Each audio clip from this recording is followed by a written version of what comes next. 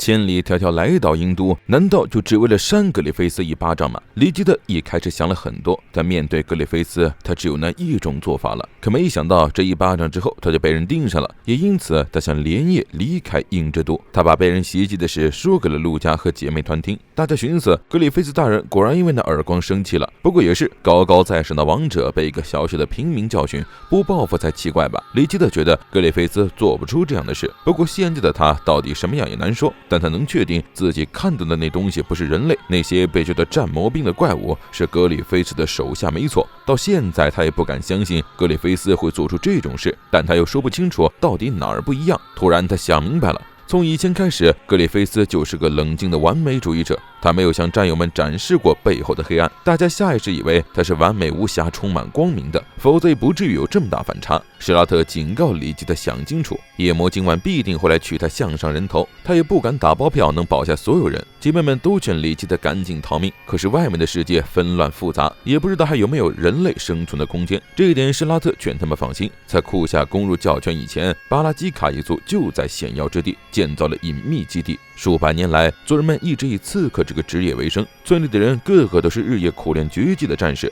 就算是魑魅魍魉也无法靠近。换做平时，族人们绝对不让外族入内。现在情况特殊，正好李基特也需要救命稻草，所以双方一拍即合。李基特要走，陆家没有意见，只吩咐姐妹们为他准备干粮。但他仍旧很担心艾丽卡的安危，他希望艾丽卡能够留下来，并承诺自己会照顾好她。这个问题李基特早就想过了，他表示自己一定会带走艾丽卡。虽然前途未卜，但是作为一家人，他一定会拼命保护她。陆家对李基特的做法赞赏有加，反正不管怎么选都不可能十全十美，选条自己最喜欢的路反而更好。李基特想到了格斯，他告诉大家有个朋友跟现在的他一样，以同样的理由带着心爱的人踏上了旅途。不过那个朋友可是个怎么杀都杀不死的厉害剑士，他相信格斯现在肯定也在那片天空下继续守护着他心爱的人。入夜，明亮的月光照亮了潜伏在高处的黑影，夜魔静静地俯瞰地面寻找他的猎物。夜魔在城中游荡，悄然前行，干净的月光挥洒下来，将地上的动静一览无遗。抱着一只大箱子的李基特毫无遮掩地从巷道经过，他没有任何伪装，但这不代表他什么都没准备。当夜魔悄悄跟在他身后靠近旅店的时候，引火线被引燃，遍地烟花瞬间炸开，夜魔无处遁形。在他现身的那一刹，李基特便锁定了他，转动弓弩连射。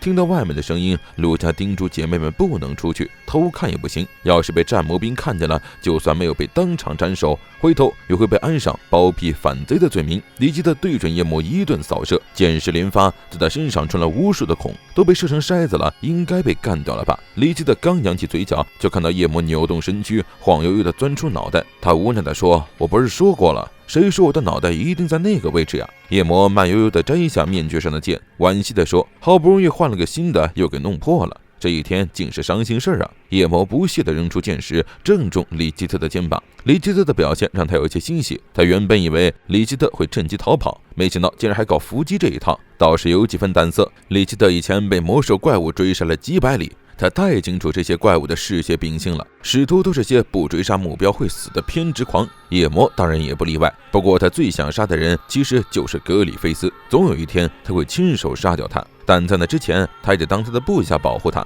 在他逼逼叨叨的时候，身后突然挨了几鞭子，夜魔闪身也没完全避开，他清晰地认出这是施拉特的迅雷。施拉特也不客气，上来就是几鞭子狠狠地抽打。他觉得夜魔确实是干杀手的料，不过跟巴吉拉卡一族比还是太嫩了，因为夜魔以杀人为乐，办事不利索，但是刺客是死亡的掌控者，而不是玩弄者。施拉特扬言要把夜魔的破布撕烂，夜魔怎么可能束手就擒？他凭借极快的瞬移速度对施拉特发起进攻，但施拉特早有预料，在夜魔闪身冲刺他的脚下的瞬间，他抬起左脚，猛地上踢一脚，用夹在脚趾中间的钢钉划破了夜魔的脸。一个人怎么能在同一个地方吃亏两次？施拉特想借机将其完美拿下。夜魔捂住脸上的长痕，似乎放弃了防备。施拉特打算用迅雷结束战斗，但却迟迟无法进夜魔的身。夜魔慢悠悠戴上面具，那把刀已经斩不下了。说完，他噌的一下回身冲施拉特奔去。施拉特立刻丢掉迅雷段，用双刃格挡夜魔的不断突刺。夜魔的攻击持续连贯，步步逼近。施拉特配合他的节奏，挪步后撤，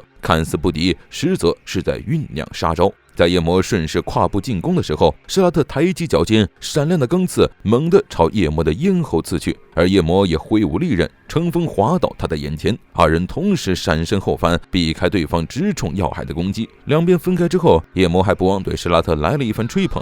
施拉特倒是谦虚，他表示自己在战场上遇到了一个把自己的高傲打得粉碎的男人，从那之后他便在这乱世中摸爬滚打，出生入死的磨练这才日益精进。听到这话，里基特一下就想到了哥斯，而此时交战双方随着烟花的暗淡冷静了下来。夜魔照旧是那副悠然自得的模样，他告诉施拉特，烟花结束之时就是他的死期，他会在那一刻取走他的性命。看着即将燃尽的烟花，里基特和施拉特都冒出了几滴冷汗。就在这时，身后传来了咕噜咕噜车轮滚动的声音。施拉特暗骂一句太慢了，差点就完蛋了。两名打把杀举着火把，推着装满油的木桶姗姗来迟，这一下终于准备就绪了。装满油的木桶前方有一根导管，只要把火把放在前面就能持续燃烧，这不就是个喷火枪吗？四处充斥着火光，夜魔完全无法隐匿于黑暗，反倒引火上身，烧得更明亮了。施拉特兴奋不已，里基特的法子果然不错，油这东西火星一点就着，面前瞬间窜起滔滔大火，藏在暗处的陆家等人都担心引起火灾。就在这时，艾丽卡突然挣脱陆家的怀抱冲了出去，夜魔被熊熊大火吞没，他声嘶力竭地哀嚎着：“不准看，不要照，不要把我照出来！”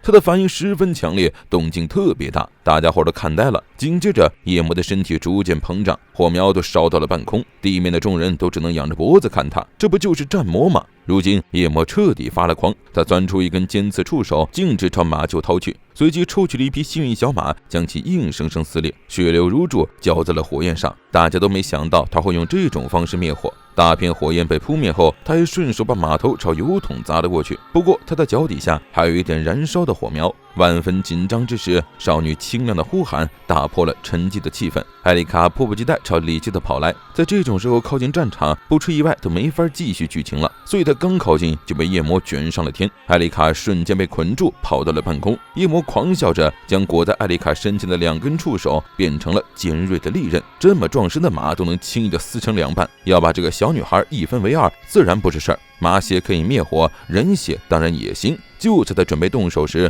施拉特喷出了一枚圆环，但圆环对夜魔来说就像是可以挂在触手上的玩具一样，他反而越玩越嗨，高兴的哈哈大笑。艾丽卡痛苦的大声呼救，里基特也大声呼号叫他住手。就在这时，数百条白蛇从夜魔脚底一路缠了上去，白蛇缠住触手，让他放开了艾丽卡。随后，大尔巴飞身上前，稳稳地接住了下坠的艾丽卡。小鬼，欠你的，这一下可算还清了。陆家有些着急，这位老爷子到底是什么人？大尔巴看了一眼陆家，便扭头对施拉特提议带上自己与他同行，因为大家都是残兵败将，都是在新世界无容身之所不是食物的怪物。施拉特认出他就是孔蒂的右臂大尔巴新将，既然是操纵妖兽兵的妖兽师，加入进来肯定也能出不少力。施拉特问里基特怎么看，里基特如今别无选择，他完全没有拒绝的理由，更何况现在最要紧的事是对付眼前这个可怕的怪物，离开这个鬼地方。两边达成协议后，大尔巴便开始发力了。他吟唱了一段咒语后，地上便爬出了无数白蛇和老鼠，他们整整齐齐朝夜魔爬去，片刻便爬满了全身。见到如此诡异壮阔的场面，大家都傻眼了，但是还没忘了欢呼：好耶，这一下他惨了。